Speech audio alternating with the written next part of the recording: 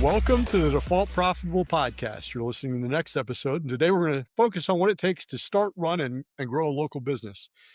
There's some successes, some failures, and some stories from a person who's taken the ideal path to small business ownership.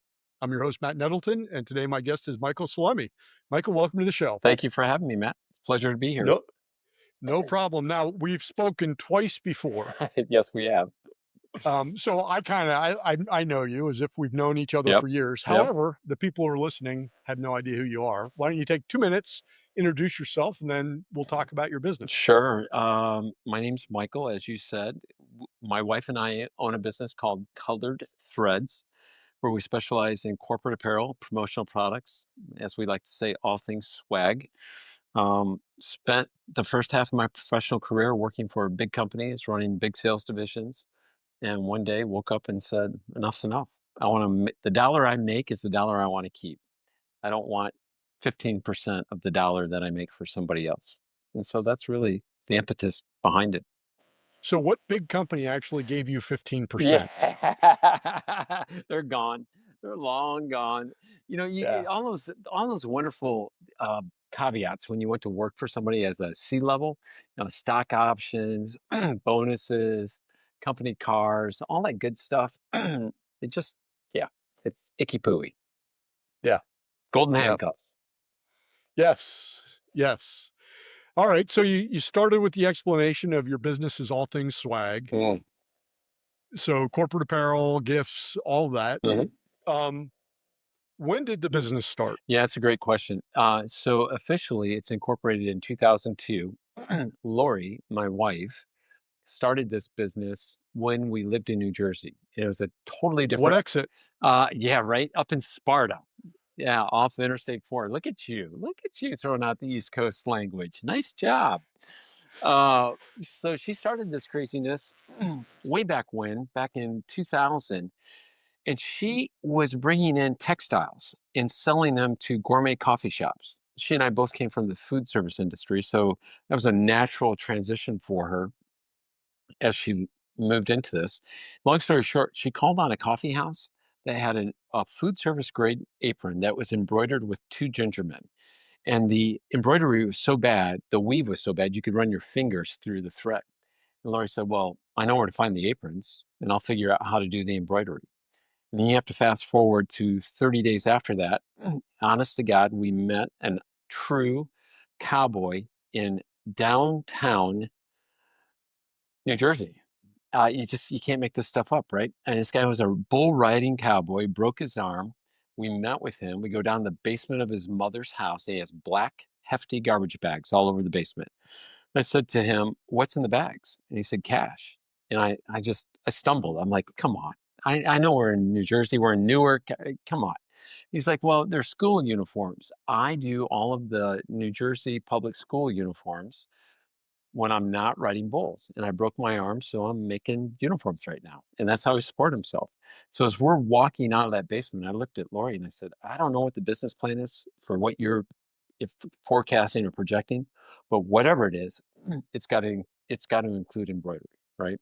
And so 2 years later, she bought her first embroidery machine and put it in the house in Carmel. It took 3 of us to get it down in the basement. It took 5 of us to get the damn thing out. And once it came out, it was off and running. All right. And so it was incorporated in 2002 as Colored Threads. As Colored Threads. Was Colored Threads incorporated in 2002 in New Jersey, or was it started and then became Colored Threads later? It started out as Table Time Designs. That's what it originally started as. And when we moved to Indianapolis back in 2002, we changed the name to Colored Threads. So it's a DBA, it's Colored Threads.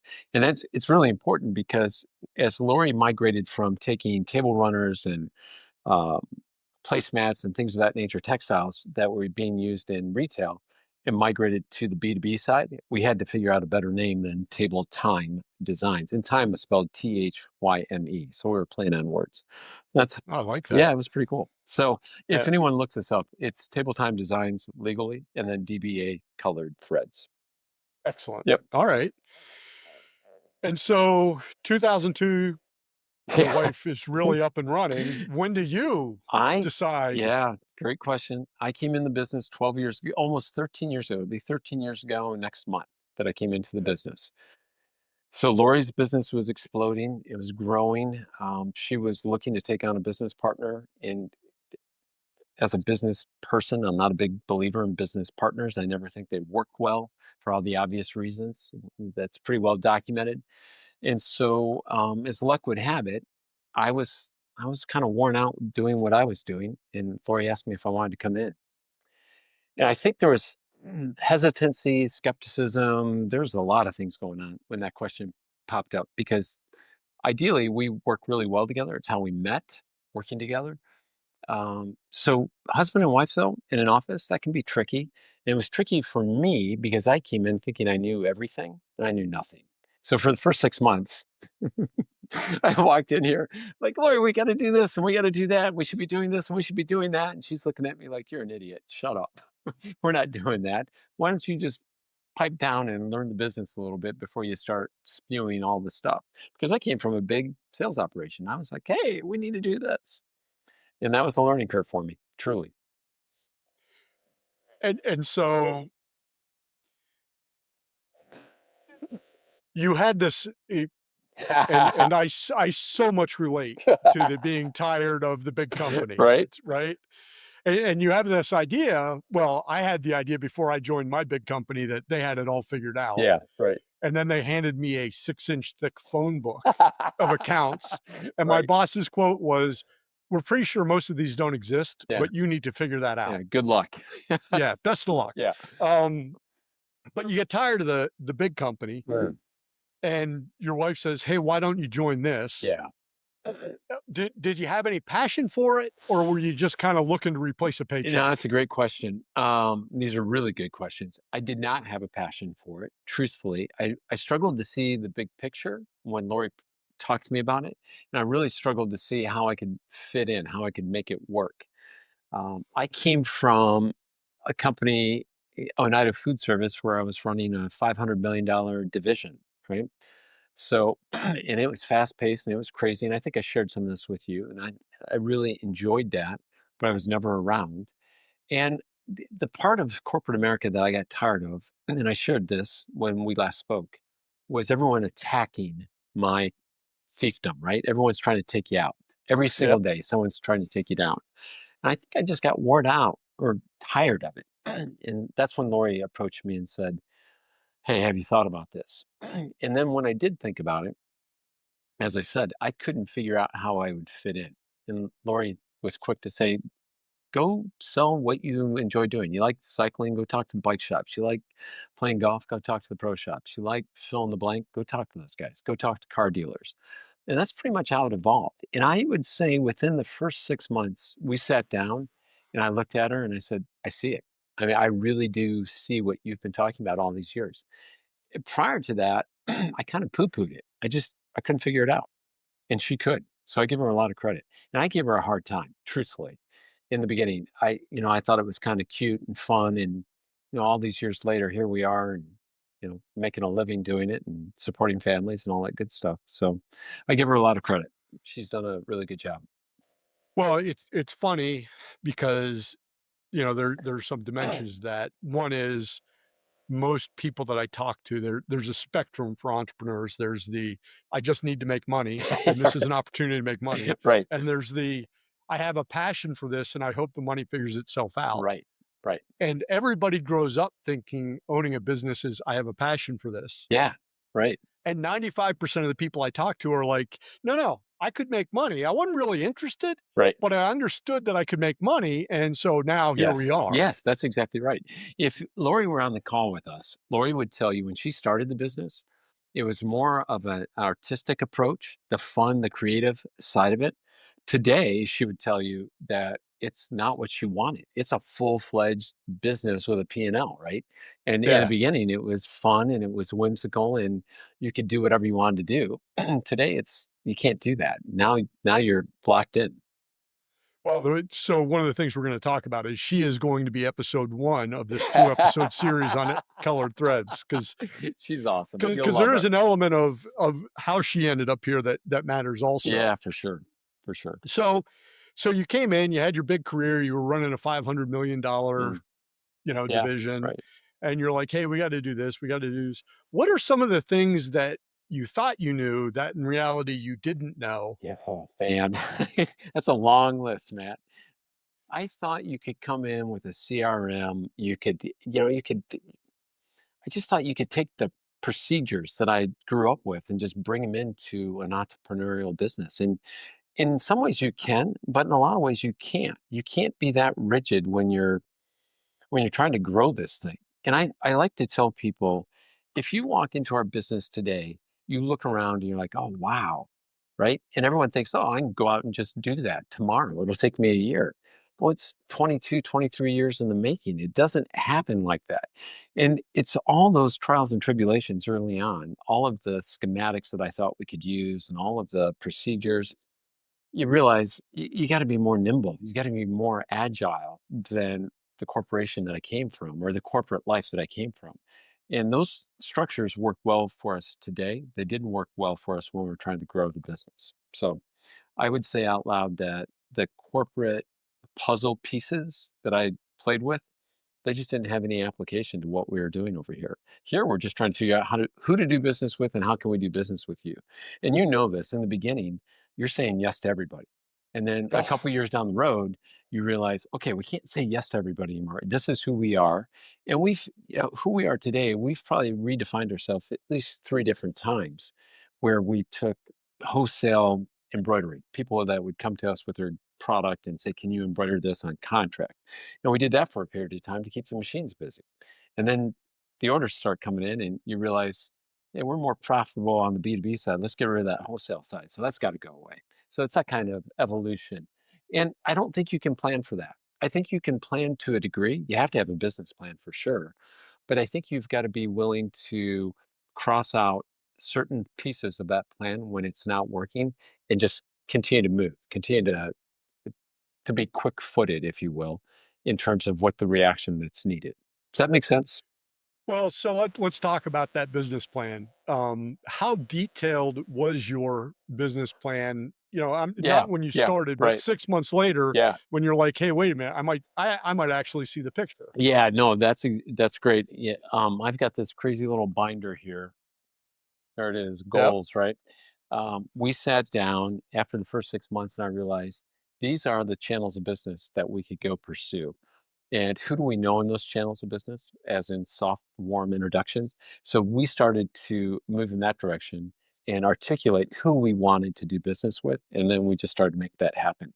And I would say out loud, we are not a sales company. Of course, we sell, but we're not that pushy, shovey, trying to sell you something. We're trying to help you with something, right? If we can figure that out, then we've got a relationship, and that speaks in volumes. If we're just trying to sell you this $2 pen, it's here today and gone tomorrow. I'm never going to talk to you again. And that That's ridiculous. I can buy that yeah, pen for a right. dollar Yeah, ninety yeah, seven. right, right, right. And I tell everybody, and I mean this sincerely, you can always buy merchandise cheaper than you can buy it from us, always. But that's not what you're buying from us. You're buying the relationship. You're buying the structure that we've built in place to help get you to where you want to go. And usually that means something. And if it does, it's worthwhile. And if it doesn't, we typically punt and say, "Hey, it's really nice to know you, Matt. Good luck with Yeah. that pen. If we can help you in the future, we're here." And that's pretty much how it's worked out. All right. So you had it sounds like it was more of a prospecting plan than a business plan. Yeah, well, Lori definitely had a business plan from day one.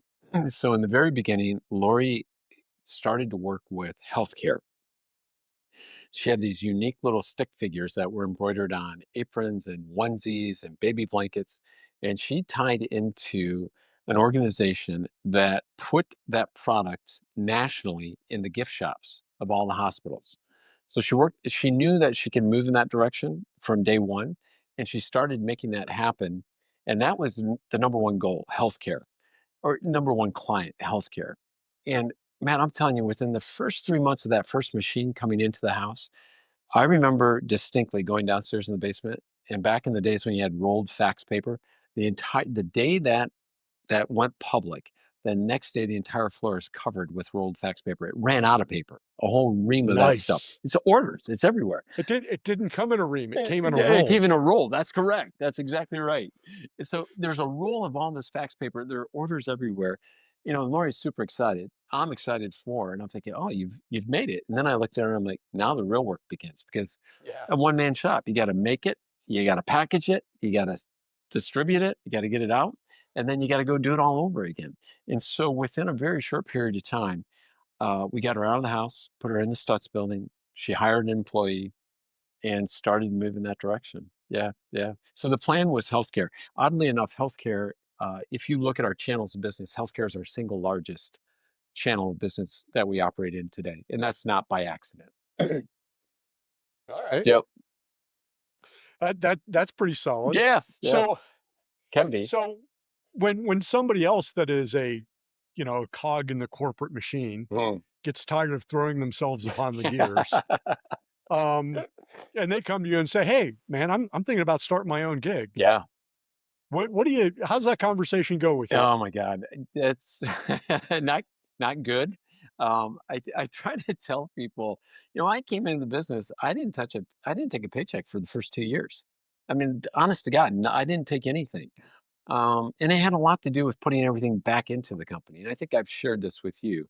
We were self-funded. We didn't go out in a B series. We didn't go out looking for venture capital money. We did it all ourselves. And we funded that from our own savings. And so I tell everyone that thinks about this, you've got to be willing to crawl before you walk, and you've got to walk before you run if you want to open up a business. And crawling it's hard, man, because you're not doing that now. So you're about to take 10 steps backwards and not make anywhere near as much money and put all the money you do make into what you're doing, or you're going to go out and try to find money, and then you're going to be beholden to somebody else again, which defeats the purpose. So I would say, if everyone we've talked to about starting a business, I can count on one hand how many have actually done it and have succeeded at doing it. But they've heeded the advice in a really, but y- I think you know better than I do, because you talk to more entrepreneurs than I do. I think it's in you to do that, or it's not. And if it's not, you find out quickly. You're out of it before you even start, before you get through year one. Yeah, in my experience, most of the people who are going to make it are too stupid to ask for help, I would agree with that. I like that. and so they just go do it. Right. And Right. then they're like, "Oh my God, I'm in an airplane. It's not fully built. Who can help me?" Right? Yeah, I can Right? relate to that for sure. Yeah. There's an element of stubbornness that you have to have. I, you've got to be willing to understand that you're going to struggle, and you've got to be comfortable with struggling. And if you're not, I don't recommend it for anyone, because it's never as easy as it's made to look, right? I Yeah. mean, it's just, and cash flow is a real issue. And sometimes in the early days, specifically making payroll, I was happy that we could pay everybody. And if there was anything left over for us, I was like, oh, that's great. I mean, that's wonderful.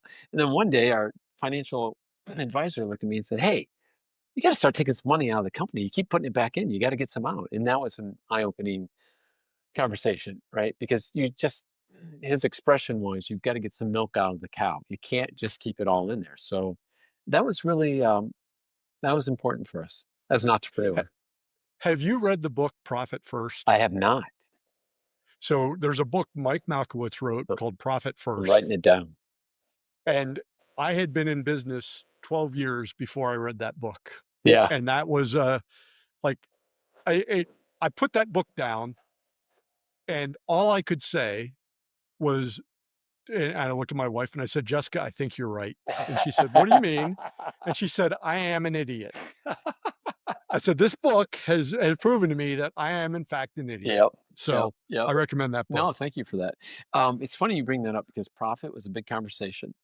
I came from an environment where that bottom line, that had to be positive all the time, all the Yeah. same. There was no red in that bottom line ever. And if there were, obviously you're doing something really wrong. And when you start out as an entrepreneur, you're dancing between the black and red. That's not uncommon. It's very common, especially if you're bootstrapping it. So for me to get comfortable with that took a while. I really struggled with that. And Lori's like, I've been here, I've done that. What do you just relax, mister? This is how you do it. I'm like, okay. Well, there's a huge difference between somebody with an expense account, stock options, and a company car, Right. Right. and somebody who's looking at Yes. yeah, Peter Dunn, a people Yeah. planner, Yeah. he even talked about the difference between the math at your house and Yes. the math at your business. Way different. Totally different. Way, way different. And for all Yeah. the right reasons. Yeah. Yeah. No, I would agree with Yeah. that. Yeah. That's good stuff. All right. So if 2025 Michael could sit down next to 2002 Michael, or even 2013 Yeah. Michael, before Yeah. you became a Yeah. full-time, this is your full-time gig, Yeah. and you get to sit down to yourself and you say, "Hey, listen, I'm from the future. I'm from 20, everything works out fine. You'll be okay. Right. Right. But tomorrow when you walk in and it's your first full-time day and this is what you're doing, there's a million things you can do, but here's what you must do first." Yeah. What's the must do first? Patience. Just patience. Just take a deep breath and just be patient. Don't, most of us walk in, and most of us have an ego, and you've got to put, especially when you're starting a business or coming into a small business, you got to check that at the door. You've really got, and that was Lori's whole point. Like, you think you know what you're talking about, but you don't. Just be quiet, take a moment, listen and learn. And so if I could go backwards in time, I'd absolutely try to figure out how to be more patient and understanding with what's happening, and then try to figure out how to drive towards it.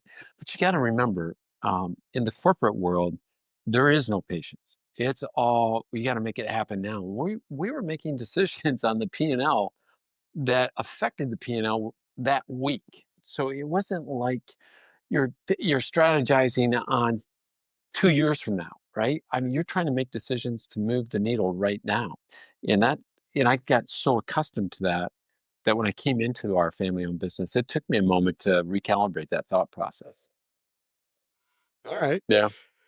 Any other tips for somebody that's a new? Yeah, so I would say patience and find a mentor, someone that's been there, done that, whether it's in your exact field or the exact business that you're looking to explore, but someone that you can bounce ideas and share insight, thoughts, trials, tribulations, frustrations, cash flow. You need someone to talk to you, right? And it never goes the way you plan it. And when it doesn't, you need someone to reach out to. You've got to have, and in my case, it's Lori, my partner, my friend, and my business coworker. She's everything, right? So I'm fortunate to have that.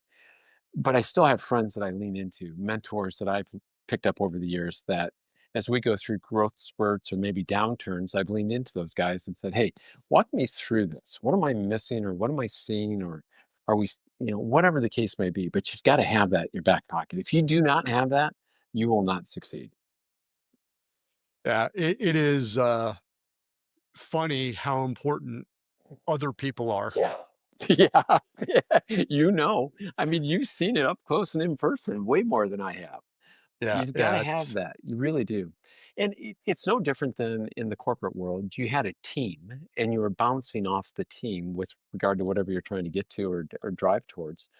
And in some cases, in my case, I had a board. So we were sitting down with the board trying to figure out what we're doing. Today, the team is, it's everyone, right? So if we're going to implement a change, everyone has input on that. I still am guilty of saying I want to do this versus what does everyone think about doing this? And that's I don't I always try to get better at that, but that's really important. Buy-in's everything, right? And I would say that's the second piece. If you're going to have success in this, you've got to get your team moving in the right direction. And I don't like to say, if you look at how we sign off on emails, we don't use titles around this place. Sometimes we have big corporations that want titles for who and what we are. So I'm not a big believer in that, but we're all equal. We all work hard. Everyone works with us, not for us. So I'm a real big believer in that, and that's important, because as we meet people and work with people, I don't want anyone to feel like you work for me or for Lori. I want everyone to feel like you work with us, and we've been really blessed to have some great people that embrace that and embody that. So that would be my recommendation. Perfect. Cool. Well, that's a All right. quick 25 I minutes. So like it. let's wrap up. Yeah. So I want to remind everybody that if you want to find out more about Michael and his business, you can go to the episode page on defaultprofitable.com. Also, if you're listening, 3 ways you can help. You share that episode, leave a review, or hit subscribe. Any one of those are good. Michael, thanks for being a guest. Thanks, Matt. Thanks for having me. It's a pleasure. No problem. All right, buddy. I enjoyed it, and Me for too. everybody else, we'll be back next week with the next episode of Default Profitable.